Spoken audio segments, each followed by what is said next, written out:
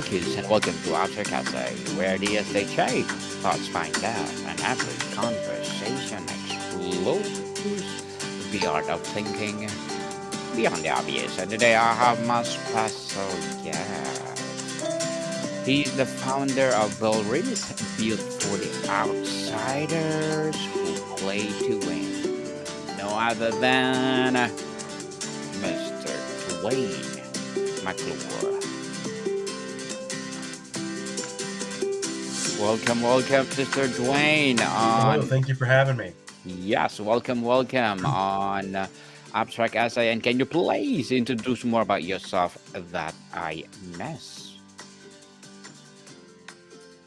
Yeah, absolutely. So my name is Dwayne McClure. I am a former reformed political consultant and geopolitical analyst for about the past 16 years.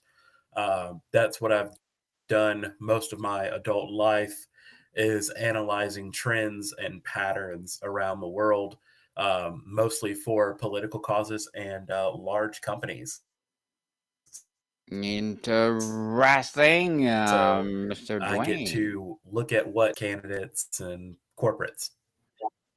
hmm And thank you so much for sharing Yes. your knowledge and wisdom to the world, Mr. Dwayne. Thank you. So today let's talk about futurism. Futurism is often described as a blend of extrapolation, imagination, and critical thinking. How do you practically balance the cold, hard data for trend with the more abstract human elements of hope and ethics in your work?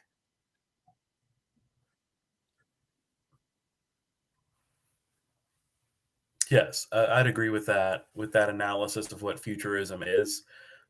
Just from the work that we do with my team, is trying to blend how humanity moves forward and the connections that we make as society in a positive way. So I would definitely agree with that definition of futurism. So, tell us, Mr. Dwayne, how do you differentiate responsible evidence based futurism from where speculation or science fiction? Why is distinction important for people to understand? So, I think Mr. Dwayne is being disconnected. My apologies for the glitch or whatever happened. But I'm inviting you to please do listen to my other podcast, people. My other podcast, because my abstract essay is already in fifth season, abstract poetry in second season, and my book 101 review in fifth season too. Comedy 101 in third season, my food 101 in fifth season as well. Geography 101, love letters, movie 101 review, music 101 are in fourth season, science 101 and sex 101 in its second season. I'm a baby podcast, law 101, mental health 101, and Bible verses 101. Please listen to them wherever you listen your podcast. So while we're waiting for Mr. Dwayne, please do grab a copy of my audiobook, or either on paperback, hardcover, and ebook, and plus the audiobook itself. Please do listen one of my audiobooks, people, because they are available on Audible and one of the best sellers. So let's see. One of my audiobooks. Okay. And listen to the introduction. One of my audiobooks, people. Stand tall, stand together. Breaking the chains of bullying. Book 101 Review Volume 3, Earth Fever and Revealing Climate and Our Race to Restore Balance. Book 101 Review Volume 2 Selected. Book 101 Review Volume 1 Highly Recommended. Threads of Existence Weaving the Tapestry of Life. And of course, Life is Too Short, a journey of discovery, fulfillment, and joy. So let's listen to not one of my audiobooks. Life is too short, a journey of discovery, fulfillment, and joy.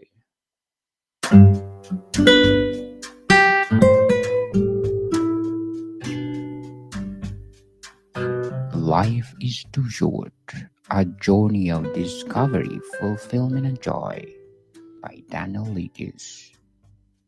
Narrated by the author. Prologue. We all know the old adage, life is short. Each phrase is spoken in passing, scribbled on inspirational posters, whispered in moments of reflection.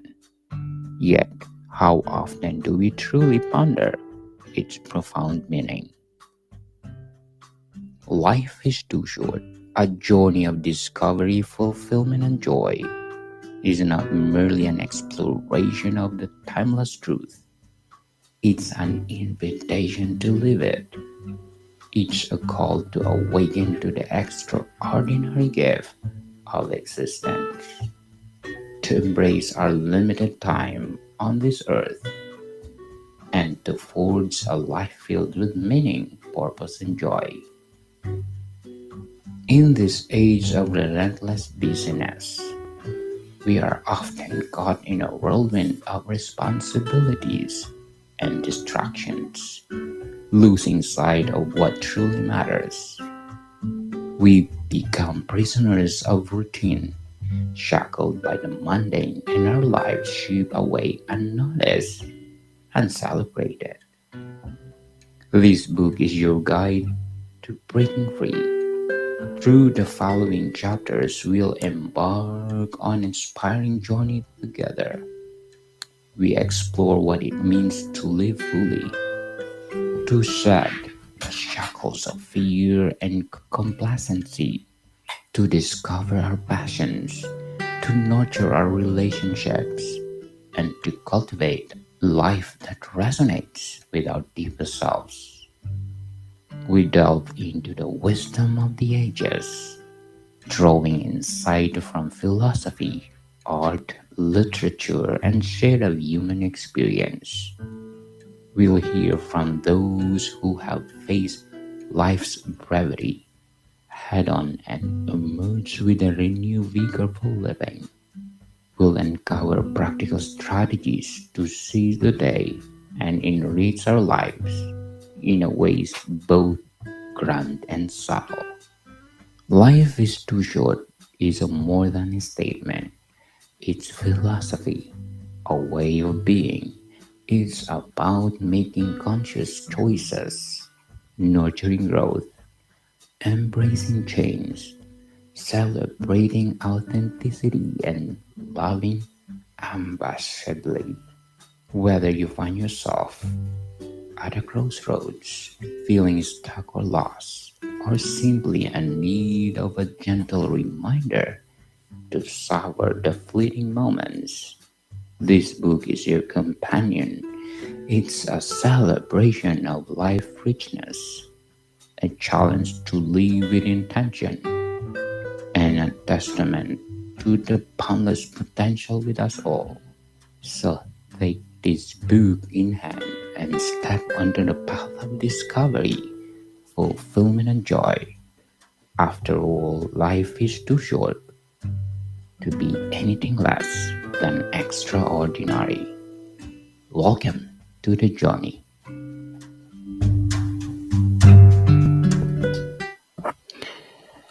Yes, people, please do grab one of my audiobooks available on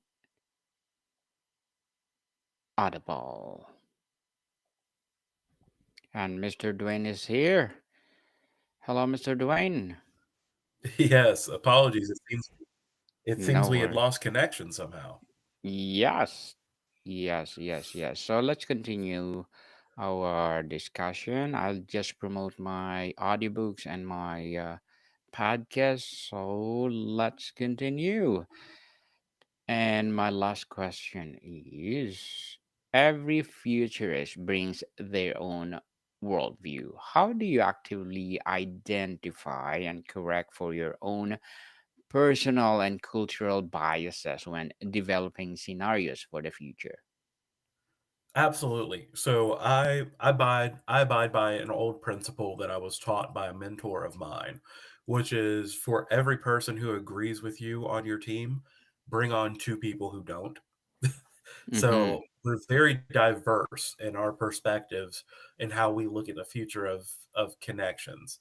As I have folks who see the current global status and globalization trends of today continuing in a relatively unbroken form.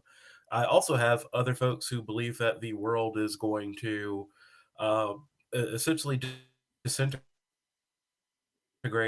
and fragment back into something that we've seen pre World War One. Uh, and at the heart of it all is it's figuring out on our end as a team how we believe human connection moves forward. Uh, and largely, the thing that we all have come to agree on is that the most important element of the future and of how humanity moves forward is networks, how we build out networks and maintain relationships internationally, regardless of borders. Mr. Dwayne, we often talk about AI, biotech, and quantum computing as the next big thing. What is the under the radar technology or trend you believe has the potential to be as a transformative as the internet, and why?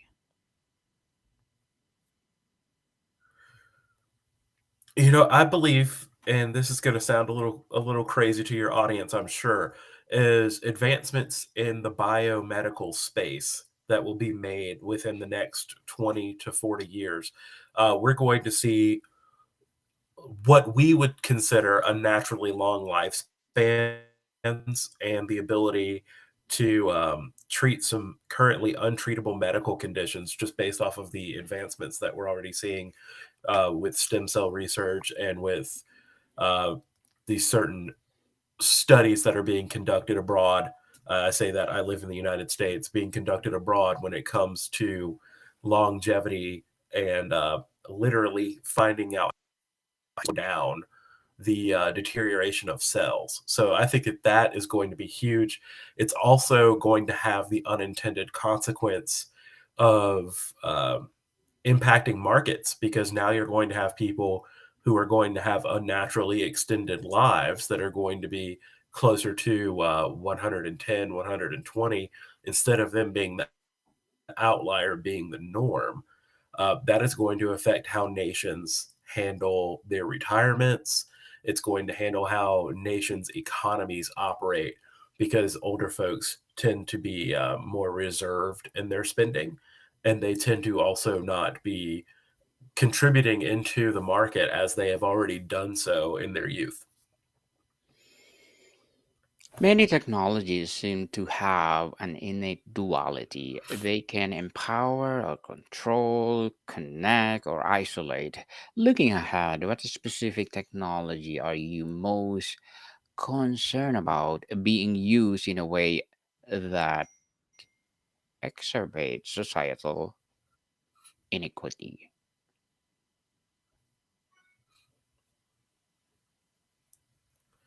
I mean, I would think that the most obvious and honest answer to that question is that it has to be AI. There is a lot of good that somebody can do with AI, but the progression that these technologies have gotten and these models have gone through and getting better and better and better. They're now producing content that if you're not looking at language and the spelling of certain things, one could perceive as legitimate information and factual.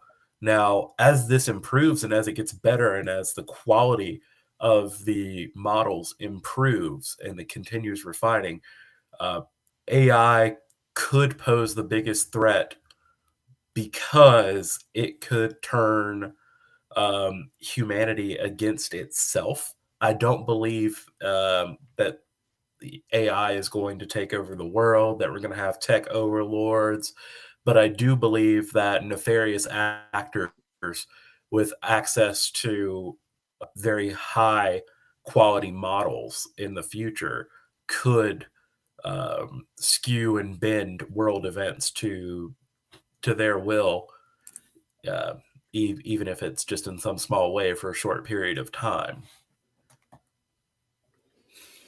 With the convergence of AI, genetic engineering, and brain computer interfaces, we are approaching a point where we can fundamentally alter human experience. Where do you personally draw the ethical line between human enhancement and loss of our essential humanity?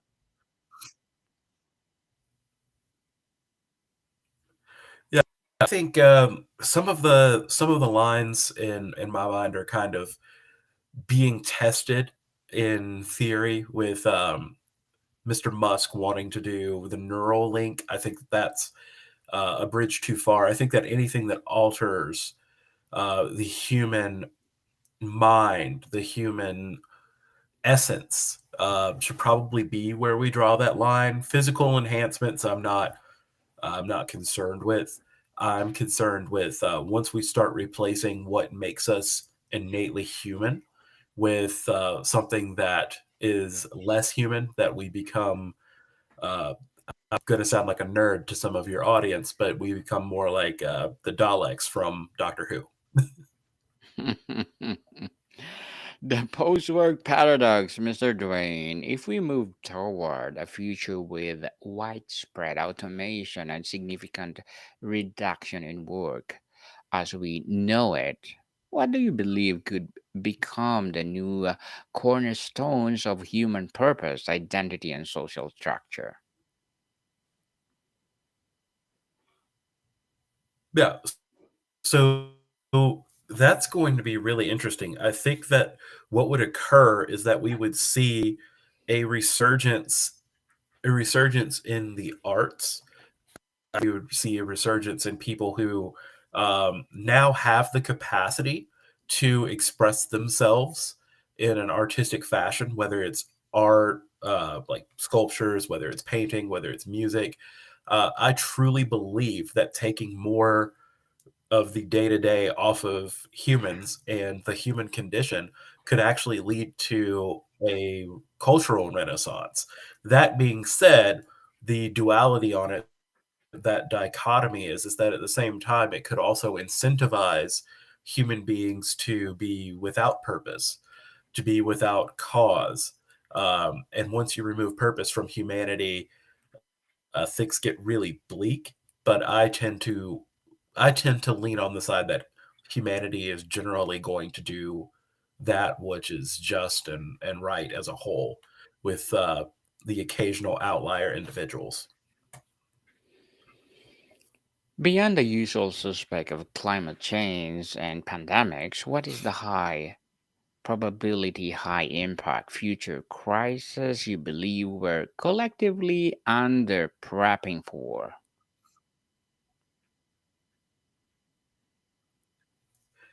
I believe that the world is under prepping for the demographic bubble in the West, and the demographic bubble in the West, China, and Russia.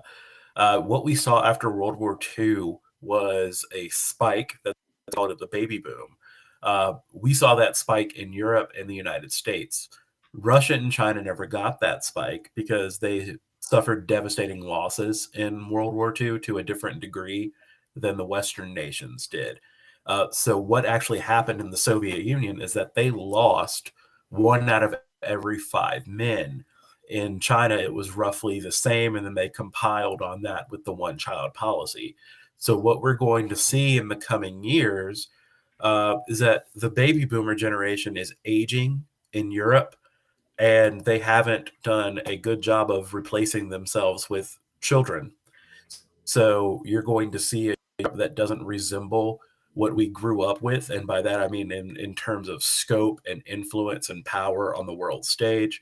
Uh, it's going to be a Europe that has to, for strategic purposes, kind of withdraw. And you're going to see the same thing from China and Russia. However, the issue that is probably the most pressing of all of these demographic bubbles that we are not prepared for is the demographic collapse of China, because China has so much value in the lower value added chain of things. They are the place that, you go and you send it to be refined before you send it to Korea, Japan, or the United States to be given high value add. You remove that. For example, a great example is lithium for batteries in, say, a Tesla. Is if you remove that from the chain, then there is no nation that is the workforce that has the workforce capacity at this point to fill that gap. So you'll see a lot of market space and a lot of market cap out there that just disappears because there's nowhere that's prepared to take on that workload. Mr. Dwayne, with the overwhelming amount of information published daily, what is your personal methodology for separating a truly significant signals of change from the distracting noise?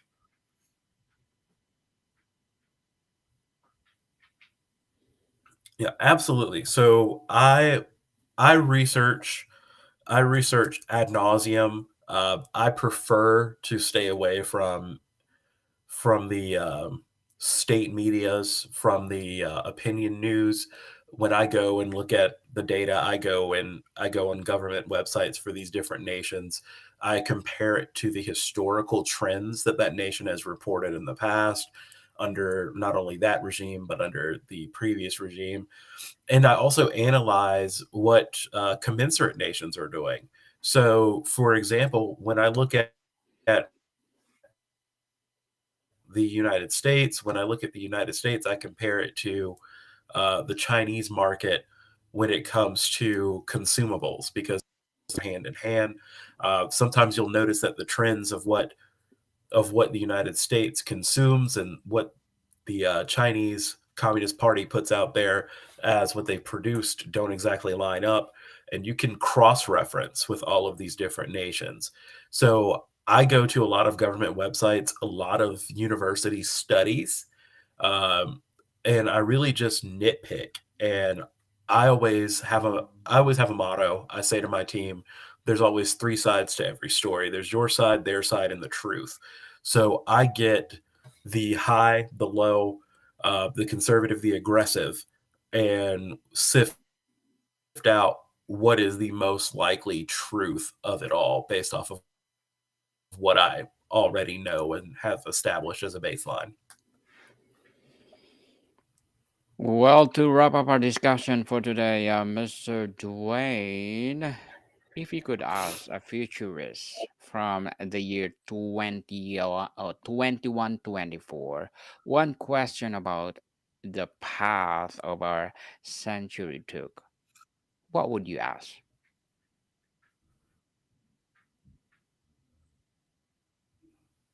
Yeah. I would ask him if we were able to achieve it as humanely and ethically as possible, because I'm not sure, and I don't want to finish this as a doomer, but I'm not sure that to get to where we want to be, that there uh, will be as much humane activity as I would like. Mr. Dwayne, thank you so much for sharing your knowledge and wisdom to the world. So, can you please invite our listeners to support your business, your advocacy, or whatever projects that you're doing right now?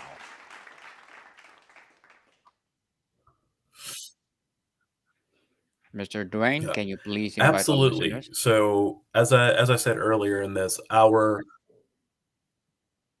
yes, can you hear me? Yes, please go ahead.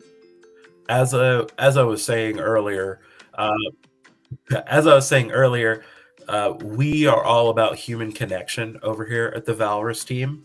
That's why we created Valorous. Is that it's not just a political tool, it's not just a business tool, it's a connection tool in a different way than what we've seen before. This helps you find your network and community based off of your shared values and commonalities and goals. So we're very passionate about this project because we believe that it is a great way for people to move forward and advance the things that matter to them for the people that matter to them. So you can find us at Valrys, that's VALRYIS.com. We are launching the app at the beginning of 2026. We're super excited about it. We think that it is going to revolutionize the way that movements are formed, the way that governments are formed, and the way that we move people as a society. So I thank you for your time, and I thank your audience for their attention. Yes, people, let's support Mr. Dwayne McClure, because if you support him, for sure, more and more empowering advocacy will rise. So, Mr. Dwayne, thank you so much for your time. Thank you. More to come, people. See you soon.